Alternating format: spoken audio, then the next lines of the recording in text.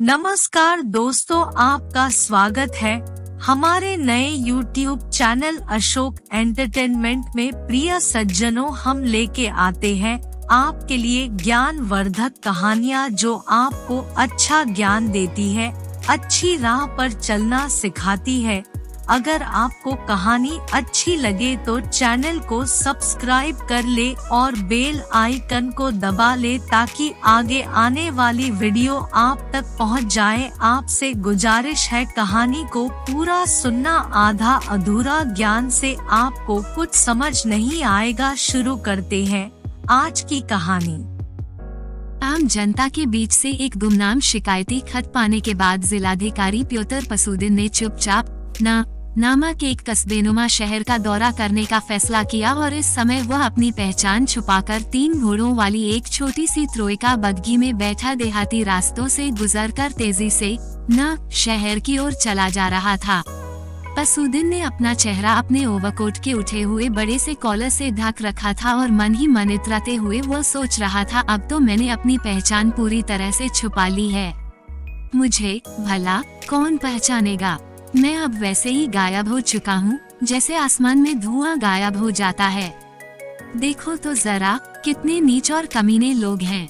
छिछोरी और घटिया हरकतें करते हैं और फिर बड़ी चालाकी से उन्हें लुका छुपाकर ये सोचने लगते हैं कि उनके बारे में किसी को क्या पता लगेगा और उमंग में भरकर अपनी इस जीत पर एक दूसरे की पीठ ठोंकने लगते हैं। हाँ, उनकी इस चालाकी पर पसूदिन की हंसी निकल गई। उन पर हंसते हुए वह आगे सोचने लगा, हाँ, अब पता लगेगा इन पाजियों को जब वे ये जानेंगे कि मुझे सब पता है। वो कल्पना करने लगा कैसे डर से उनका पेशाब निकल जाएगा जब मैं गूगल के इंस्पेक्टर की तरह वहां पहुंचकर सारी जांच पड़ताल करने लगूंगा और उस इंस्पेक्टर की तरह उनसे कहूंगा, जरा त्यापकिन ल्यापकिन तो बुलाओ। तब उनकी सारी खुशमिजाजी काफूर हो जाएगी और वहाँ एक घबराहट पैदा हो जाएगी। अपनी चतुराई पर मन ही मन खुश होते हुए उसने अपनी घोड़ागाड़ी के कोचवान से बातचीत करनी शुरू कर दी। पसूदिन के मन में भी हर बड़े अफसर की तरह यह इच्छा बनी हुई थी कि जनता उसे पसंद करे और वह जनता के बीच लोकप्रिय हो जाए। इसलिए उसने कोचवान से सबसे पहले अपने बारे में ही बात करनी शुरू की। पसूदिन ने कोचवान से पूछा, बड़े मियाँ, क्या तुम पसूदिन को जानते हो? अरे उन्हें कौन नहीं जानता साहब, उन्हें तो सब लोग जानते हैं। तो फिर तुम हंस क्यों रहे हो? आपने सवाल ही ऐसा किया है। हर कारकुन, हर छोटे से छोटा मुंशी भी उन्हें अच्छी तरह से जानता पहचानता है। वो इसलिए तो यहाँ बैठे हुए हैं ताकि हर किसी को ये पता हो कि वो यहाँ पर हैं। हाँ, ये बात तो तुम ठीक कह रहे हो, लेकिन ये बताओ कि तुम्हारी नजर में वह कैसा आदमी है? अच्छा है क्या? ठीक ही है, कोचवान ने कहा, बुरे आदमी नहीं है। सबसे बड़ी बात तो ये है कि वो अपना काम अच्छी तरह से करते हैं। अभी करीब 2 साल पहले ही तो आए हैं और उन्होंने इतने ढेर सारे काम कर डाले हैं। कमाल के आदमी हैं। अरे ऐसा क्या कर दिया है उसने? जरा हमें भी तो बताओ। उन्होंने कई बढ़िया काम किए हैं, खुदा उनका भला करे। उनके आने के बाद हमारे शहर भी अब रेलगाड़ी से जुड़ गया है। उन्होंने खखरयुक्त जैसे बदमाश और कमीने को जिले से निकाल बाहर किया है। वो बहुत ही खराब आदमी था। उसने हर मुकाम को कब्जे में कर रखा था। चारों तरफ उसके आदमी बैठे हुए थे और उसकी इच्छा के बिना पूरे जिले में एक पत्ता भी नहीं हिल सकता था। सब सरकारी महकमे उसकी ही बात सुनते थे। लेकिन जब से पसूदिन साहब आए हैं, खखरयुक्त जैसा टुचा और नीच शहर से ऐसे गायब हो गया है मानो वो कभी यहाँ था ही नहीं। कोचवान ने आगे कहा, सबसे बड़ी बात तो ये है कि हमारे यहाँ रिश्वतखोरी पूरी तरह से बंद हो गई। अब कोई भी काम कराने के लिए किसी की जेब गरम करने की जरूरत नहीं पड़ती। पसूदिन साहब न खुद कुछ लेते हैं और न किसी को घूस लेने देते हैं। 100-200 की तो बात ही छोड़ो, उन्हें तो 1000-10,000 में भी नहीं खरीदा जा सकता है। घूस लेने देने को वो बदकारी मानते हैं और ऐसे कामों को वो हराम समझते हैं। खुदा का शुक्र है कि लोग मुझे घूसखोर नहीं समझते। पसूदिन ने मन ही मन सोचा, ये अच्छी बात है। पसूदिन साहब काफी पढ़े लिखे हैं, कोचवान ने आगे कहा, जरा भी घमंडी नहीं है। आम जनता के साथ उनका बर्ताव भी बहुत अच्छा है। पिछले दिनों हमारी बग्घी यूनियन के कुछ लोग उनसे मिलने गए थे। उन्होंने पहले सबसे हाथ मिलाया और फिर उन सभी को अपने साथ बैठाया। उन्होंने बड़े ध्यान से उनकी शिकायत सुनी। सबसे बड़ी बात तो ये है कि पसूदिन साहब बेहद समझदार हैं और एकदम हर बात समझ जाते हैं। मुंह से कोई बात निकली नहीं और वे फटाफट पूरी गहराई से उस मसले पर बात करने लगते हैं। वो आवाम की हर दिक्कत, हर परेशानी को जानते हैं और उसे दूर करने की पूरी कोशिश करते हैं। हमारी यूनियन के लोगों की शिकायत सुनकर उन्होंने एकदम अपनी घोड़ा गाड़ी मंगाई और कुछ ही देर में हमारे बग्गी अड्डे पर पहुंच गए। अड्डे पर पहुंचकर उन्होंने हमारी सारी परेशानियां देखी और उन्हें आनन फानन में ही दूर कर दिया। उनकी फुर्ती देखकर तो हम लोगों ने दांतों तले उंगली दबा ली। सबसे बड़ी बात तो ये है कि उन्होंने ये सारा काम करने के लिए हमसे एक भी पैसा नहीं लिया, जबकि पुराने अफसर के जमाने में ऐसा नहीं होता था। पसूदिन साहब उनसे कहीं बेहतर हैं। हालांकि पुराने अफसर भी बुरे नहीं थे, ठाठ बात से रहते थे और उनकी आवाज भी एकदम भोंपू की तरह गूंजती थी। उनकी गरज सुनकर सब लोग सहम जाते थे। 10 किलोमीटर दूर से ही यह मालूम हो जाता था कि बड़े साहब आ रहे हैं। ऊपर से देखने में वो पूरे अफसर लगते थे, लेकिन भीतर से देखे तो पसूदिन साहब ही असली अफसर हैं। पसूदिन साहब का दिमाग बहुत तेज है, पर छोटी मोटी कमियां तो सब में होती हैं। जैसे सुना है कि पसूदिन साहब पीते बहुत हैं, पक्के शराबी हैं। अरे तो कमी ये है, पसूदिन ने सोचा। तुम्हें क्या मालूम? पसूदिन ने पूछा कि वो पीते बहुत हैं। हाँ जनाब, आपकी बात ठीक है। मैंने अपनी आँखों से तो कभी उन्हें नशे में नहीं देखा है, पर बहुत से लोगों को ऐसा कहते हुए सुना है। शायद उन लोगों ने भी उन्हें झूमते हुए नहीं देखा होगा, लेकिन उनकी शोहरत ही ऐसी है। सुनने में आता है कि लोगों के सामने तो पसूदिन साहब छर्रे को छूते भी नहीं, न ही कभी उन्हें किसी ने पीते हुए देखा है। पर अपने घर पर वे हमेशा पीते रहते हैं। जैसा कि मालूम हुआ है, वो भोर में उठते ही पीना शुरू कर देते हैं। आँख खोलते ही वे सबसे पहले वोका गिलास में ढालते हैं, फिर कोई दूसरा काम करते हैं। नौकर उनके लिए चाय लेकर आता है, लेकिन वे उससे चाय नहीं बल्कि वोका मांगते हैं। इस तरह पूरे दिन ये पीना पिलाना चलता रहता है। हैरानी की बात तो ये है कि सारा दिन पीने के बाद भी उन्हें नशा नहीं होता, यानी अपना ख्याल रखते हैं। एक वो खखरयुक्त था जो पीकर बहक जाता था और आदमी की जगह कुत्ता बन जाता था और कुत्तों की तरह भौंकने लगता था। पसूदिन साहब तो इतने बड़े पियक्कड़ हैं कि वोका पीने के बाद भी न उनकी आंखें लाल होती हैं और न चेहरा। सुना है कि वो अपने कमरे को अंदर से बंद कर लेते हैं ताकि लोगों की नजर उन पर न पड़े और जाम पर जाम चढ़ाते रहते हैं। लोगों की नजरों से बचने के लिए उन्होंने अपने मेज के भीतर एक ऐसी दराज बना रखी है जिसमें उनकी बोतल रखी रहती है। उस बोतल से एक नली बाहर को निकली रहती है। साहब थोड़ा सा झुककर उस नली से मुंह लगाकर सुरकते हैं और पूरे सुरूर में आ जाते हैं। उनकी बग्घी में भी एक ब्रीफकेस में उनके साथ वोका हमेशा रहती है। ओह, तो इन्हें ये भी मालूम है। पसूदिन भौचक था। ओ मेरे खुदा, देखो तो हर बात की इनको खबर है। कैसा कमीनापन है ये, कैसी नीचता है। और जहाँ तक औरतों की बात है तो पसूदिन साहब बड़े लुच्चे हैं। कोचवान हंसने लगा और मौज में सिर हिलाने लगा। इतने पाजी हैं कि उनके हरम में कम से कम 10 औरतें तो होंगी ही। 2 तो उनके साथ उनके घर में ही रहती हैं।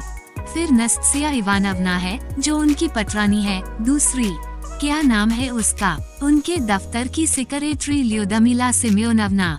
लेकिन इन सब औरतों में उन्हें नस्तसिया सबसे ज्यादा पसंद है। वो साहब को अपनी उंगलियों पर नचाती है और उसकी ताकत देखकर सब लोग उससे डरते हैं।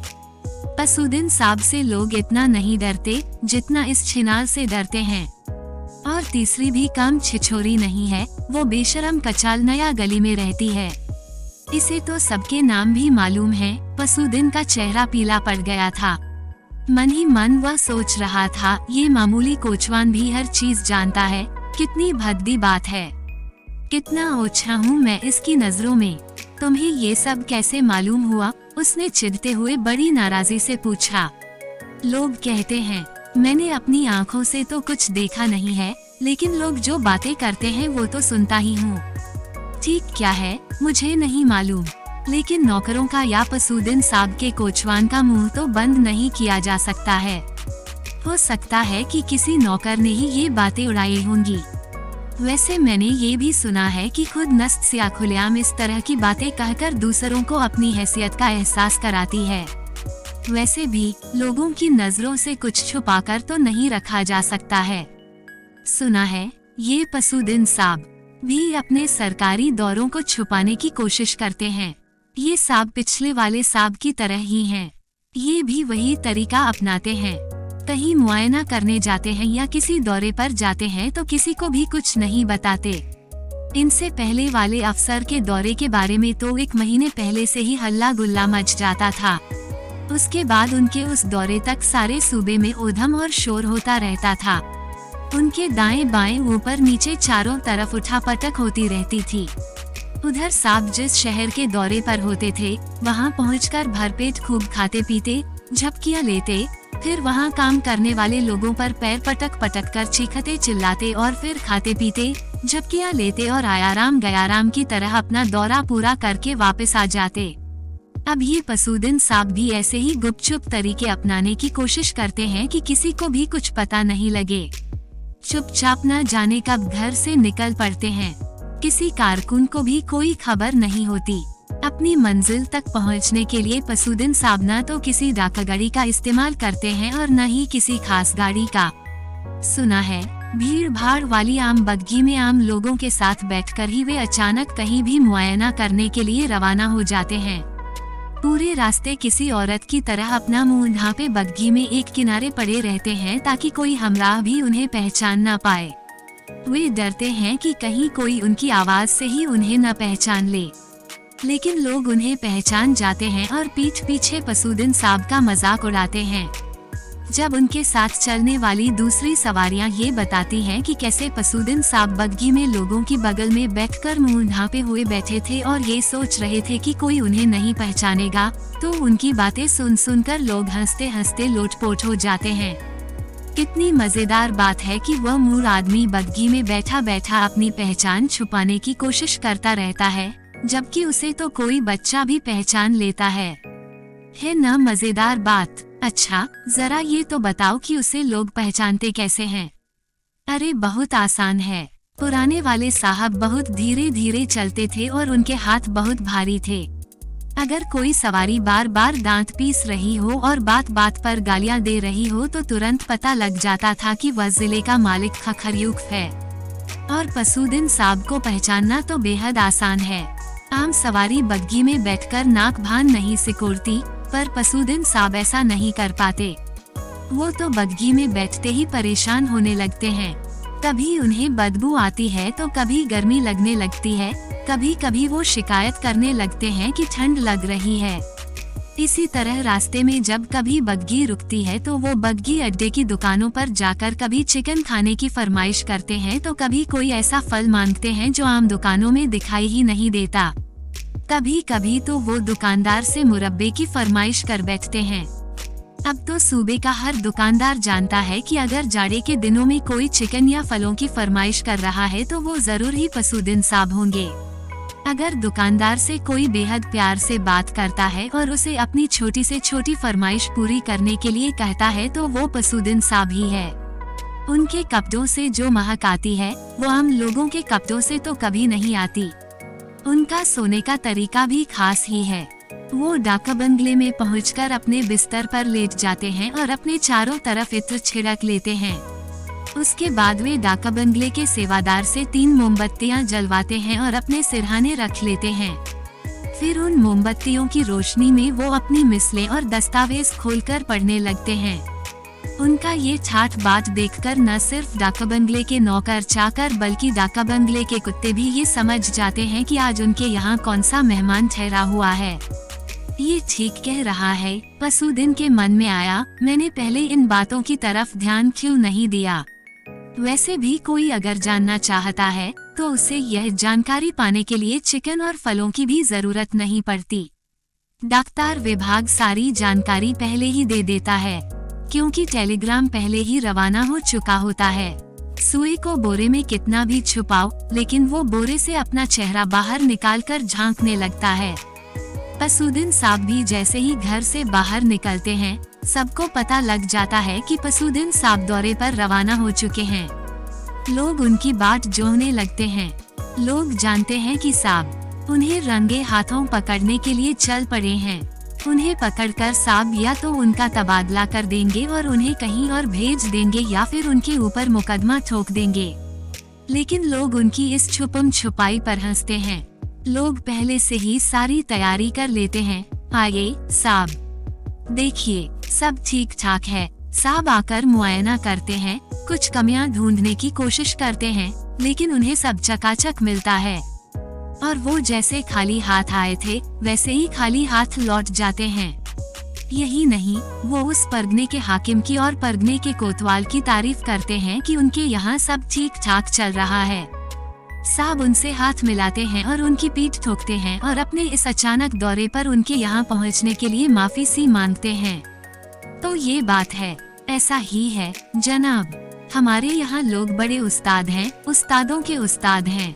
उनके सामने बड़े बड़े पानी भरते हैं। अब आप आज सुबह का ही किस्सा सुनिए।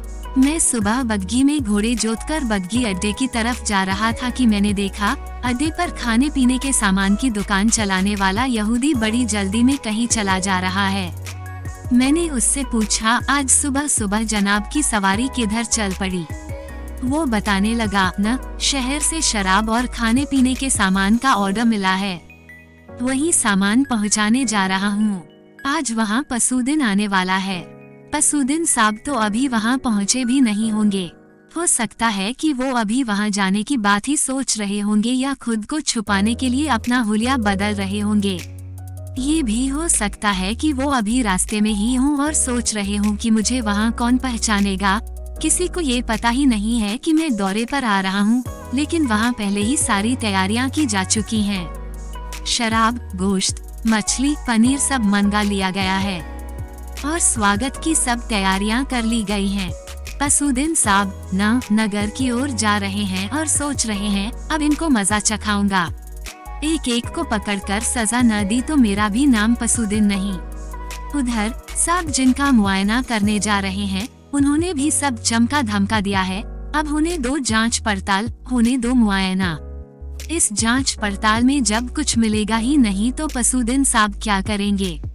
चलो गाड़ी वापस घुमा लो। अचानक पसूदिन ने कहा, बस आगे नहीं जाना है, वापस चलो। तुमने सुना नहीं मैं क्या कह रहा हूँ, बदमाश? कोचवान ये सुनकर भौंचक रह गया और उसने हैरान होते हुए गाड़ी को वापस उसी रास्ते पर हाँक दिया जिसे पार करके वो यहाँ तक पहुँचे।